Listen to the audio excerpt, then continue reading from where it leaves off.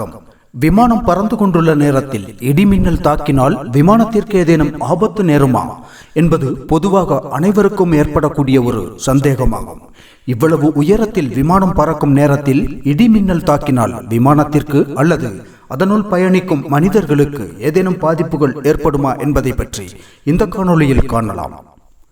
காணொளியை முழுவதும் பார்த்துவிட்டு உங்களது கருத்துக்களை தெரியப்படுத்துங்கள். பயணிகள் விமானம் பொதுவாக 35,000 முதல் 40,000 அடி உயரத்தில் பறக்கும் என்பது நாம் அனைவரும் அறிந்த விஷயம்தான். அவ்வளவு உயரத்தில் பறக்கும் விமானத்தில் இடிமின்னல் வலிமையாக தாக்கும் போது அந்த விமானத்திற்கோ அல்லது அதனுள் பயணிக்கும் மனிதர்களுக்கோ ஏதேனும் பாதிப்புகள் ஏற்படுமா என்பது பற்றி அமெரிக்காவில் நடத்தப்பட்ட ஒரு ஆய்வின்படி எல்லா விமானங்களுமே ஒரு வருடத்தில் ஒரு முறையேனும் மின்னல் தாக்குதலுக்கு உள்ளாகிறதென்று கண்டறியப்பட்டுள்ளது.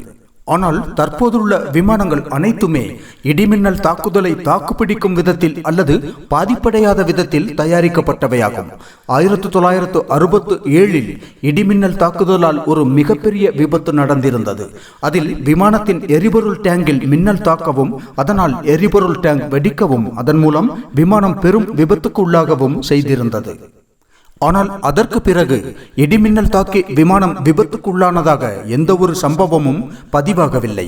அதற்கான முக்கிய காரணம், அந்த விபத்து நடந்ததற்கு பிறகு விமான தயாரிப்பு நிறுவனங்களும் பொறியாளர்களும் இடிமின்னல் தாக்குதலை எப்படி தாக்குப்பிடிப்பதென்று ஆய்வுகள் நடத்தி அதன் மூலம் இடிமின்னலால் பாதிப்பிற்கு உள்ளாகாத விதத்தில் விமானங்கள் அனைத்துமே தயாரிக்கப்பட்டுள்ளன. சாதாரணமாக விமானிகள் விமானத்திற்கு வந்தடைந்தவுடனேயே விமான பயண திட்டத்தில் உள்ள வானிலை அறிக்கையை கவனிப்பதுண்டு.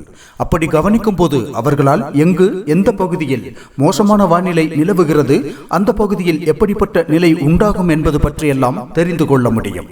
அதுபோன்ற சூழலில் தவிர்க்க முடியாத பட்சத்தில் வழியில் சிறிய மாற்றங்களை ஏற்படுத்தி செல்வதும் உண்டு. ஆனால் எல்லா நேரங்களிலும் அவ்வாறு செய்வதில்லை. அதேபோல விமானம் பறந்து கொண்டிருக்கும் நேரத்தில் ஏதேனும் மோசமான வானிலை நிலவுகிறதென்றால் அது பற்றிய தகவல் ரேடார் மூலமாகவும் ஏடிசியில் இருந்தும் தகவல்கள் கிடைக்கும். அப்படி மோசமான வானிலை நிலவும் பட்சத்தில் நிச்சயம் அந்த வழியை மாற்றுவதுண்டு. அதையும் தாண்டி முன்பு கூறியது போல விமானங்கள் அனைத்தும் மின்னல் தாக்குதலை தாக்குப்பிடிக்கும் விதத்தில் தயாரிக்கப்பட்டுள்ளன. விமானத்தின் வெளிப்புறம் அலுமினியம் உலோகத்தால் ஆனதாகும். அலுமினியம் உறுதியானது, எடை குறைவானது, அதோடு மின்சாரத்தை கடத்தக்கூடியதென்று பல நற்குணங்களை கொண்டுள்ள ஒரு உலோகமாகும். விமானத்தில் பெரும்பாலும் முன்புறம் அல்லது இறக்கை பகுதியில் தான் மின்னல் தாக்கும். ரேடார் பகுதியிலும் மின்னல் தாக்குவதுண்டு. எப்போதுமே மின்னலின் போது வெட்ட வெளியில் நிற்பதை விட காரில் இருப்பது பாதுகாப்பானது என்று பள்ளியில் படித்திருக்கின்றோம்.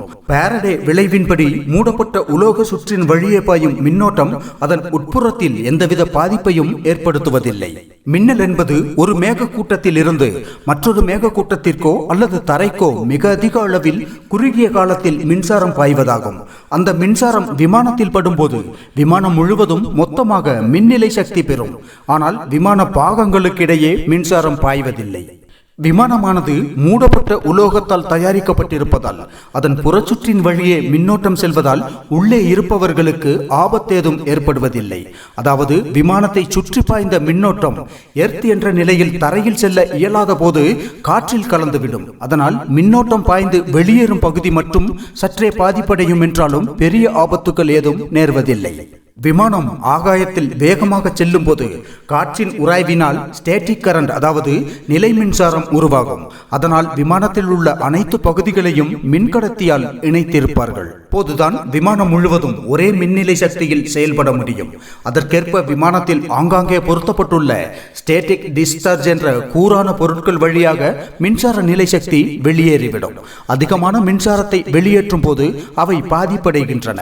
விமான பொறியாளர்கள் அவற்றை கவனித்து அவ்வப்போது சீரமைப்பு பணிகளை செய்து விடுவார்கள். குறிப்பாக விமானம் தரையிறங்கிய பின்னர் பல வழிகளில் நிலை மின்சாரம் தரைக்கு கடத்தப்படும். அதற்காக விமான டயர்களில் கார்பன் கலந்திருப்பார்கள். மின்னல் காரணமாக விமானங்கள் பழுதடைய 98% வாய்ப்பு இல்லை என்று பொறியாளர்கள் குறிப்பிடுகிறார்கள். அதனால் நீங்கள் விமானத்தில் பறக்கும் போது மின்னல் தாக்கி விடுமோ என்று பயப்பட வேண்டியதில்லை.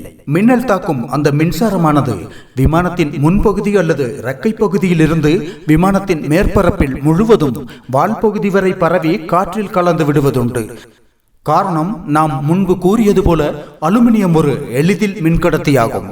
மின்சாரமானது விமானத்தின் வெளிப்புற அல்லது மேற்பரப்பிலேயே பறந்து காற்றில் கடத்திவிடப்படுவதால் விமானத்தின் உள்ளே உள்ள தொழில்நுட்ப அமைப்புகள் மற்றும் மனிதர்களுக்கு எந்தவித பாதிப்பும் ஏற்படுவதில்லை. விமானம் மின்னல் தாக்குதலால் பாதிப்படையாத விதத்தில் தயாரிக்கப்பட்டுள்ளது அல்லது மின்னலால் பாதிப்படையாத ஏற்பாடுகள் உள்ளன என்ற சான்றிதழ், அதாவது லைட்னிங் புரொடெக்ஷன் சர்டிபிகேட் விமானங்கள் பறப்பதற்கு அவசியமாகும். அதேபோல மின்னல் தாக்கும் போது அது மிகவும் சக்தியுள்ள மின்னல் என்று விமானிக்கு தோன்றினால் விமானம் தொடர்ந்து இலக்கை நோக்கி பயணிப்பதா அல்லது வழிமாற்றி திருப்ப வேண்டுமா என்று விமானி தீர்மானிப்பார். மின்சாரம் கடந்து செல்லும் போது ஒரு தொடக்க புள்ளி மற்றும் ஒரு வெளியேறு புள்ளி இருக்கும். அந்த இடங்களில் சிறிய அளவிலான சேதம், சிறிய துவாரம் போன்ற பாதிப்புகள் ஏற்பட்டிருக்க வாய்ப்பு இருக்கும். விமானம் தரையிறங்கிய பின்னர் பொறியாளர்கள் சோதனை செய்து பாதிப்புகள் இருந்தால் விமானத்தை நிறுத்தி வைக்கவோ அல்லது மறுசீரமைப்பு செய்யவோ செய்வார்கள். அதன் பின்னர் மட்டுமே விமானம் பறக்க அனுமதிக்கப்படும். விமானம் 5000 அடி முதல் 15000 அடி உயரத்தில் பறக்கும் நேரத்தில் தான் மின்னல் அதிக அளவில் தாக்கும். அதேபோல மேகக்கூட்டமுள்ள அதே உயரத்தில் விமானம் பறக்கும் நேரத்தில் அதிக அளவில் மின்னல் தாக்கும். விமானத்தில் மின்னல் தாக்கும் நேரம், அதன் அளவு போன்றவற்றை பொறுத்து தான் விமானத்தை எந்த அளவு தாக்கியுள்ளது என்று கணக்கிட முடியும். என்னவானாலும் விமானத்தின் உள்ளே உள்ள பயணிகள், பணியாளர்களுக்கு எந்தவித பாதிப்பும் ஏற்படுவதில்லை. விமானத்தின் வெளிப்புறத்தில் உள்ள அலுமினிய உலோகத்தில் மின்சாரம் கடந்து சென்று விடுவதால் உள்ளே உள்ள விமானத்தின் பாகங்களுக்கும் எந்தவித பாதிப்பும் ஏற்படாது. எனவே யாரும் விமானத்தில் பயணம் செய்யும் நேரத்தில் மின்னல் தாக்குவதை கண்டாலோ அல்லது சத்தத்தை கேட்டாலோ பயம் கொள்ள தேவையில்லை. இந்த காணொளி உங்களுக்கு பயனுள்ளதாக அமைந்திருக்கும் என்று நம்புகிறோம். காணொளி பிடித்திருந்தால் விருப்பத்தை பதிவிட்டு நண்பர்களுக்கும் பகிர்ந்துங்கள். காணொளி பற்றிய உங்களது கருத்துக்களை தெரியப்படுத்துங்கள். மேலும் இது போன்ற காணொளிகளுக்கு இணைந்திருங்கள் HF தமிழோடு.